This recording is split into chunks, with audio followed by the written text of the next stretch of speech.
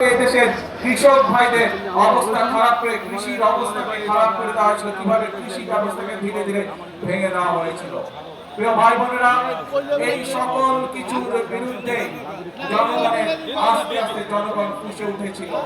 এবং শুধু তাই নয়, আমরা দেখেছি গত 17 বছরের ফ্যাসিবাদের সময় কিভাবে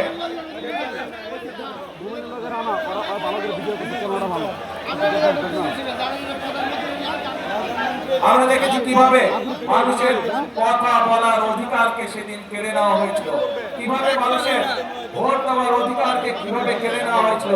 এই সকল কিছুর বিরুদ্ধে বাংলাদেশের মানুষ প্রতিবাদী হয়ে উঠেছিল এবং গণঅভ্যুত্থানের মাধ্যমে তাদের পতন ঘটিয়েছিল।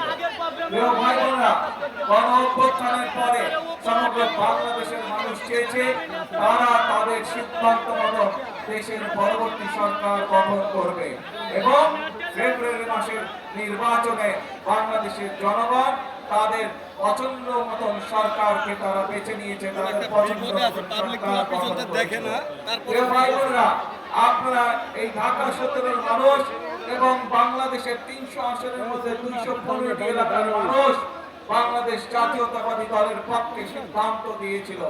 নির্বাচনের আগে আমরা বাংলাদেশের মানুষের কাছে 31 দফা উপস্থাপন করেছিলাম। যে 31 দফার ভিতরে আমরা বলেছিলাম যে আমরা কিভাবে বাংলাদেশের অর্থনৈতিক ব্যবস্থাকে গড়ে তুলতে চাই। 31 দফার মধ্যে আমরা বলেছিলাম যে আমরা কিভাবে বাংলাদেশের স্বাস্থ্য ব্যবস্থাকে গড়ে তুলতে চাই দেশের জনগণের স্বাস্থ্য সুবিধার জন্য। আমরা 31 দফার মধ্যে বলেছিলাম যে বাংলাদেশের শিক্ষা ব্যবস্থাকে কিভাবে আমরা ধীরে ধীরে গড়ে তুলতে চাই।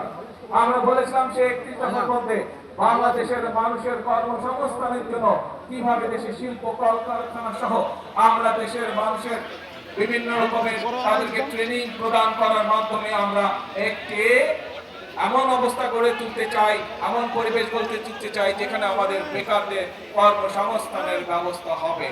প্রিয় ভাই বোনেরা, আমরা বলেছিলাম এই দেশের কৃষিকে আমরা কৃষকদের পাশে দাঁড়াতে চাই।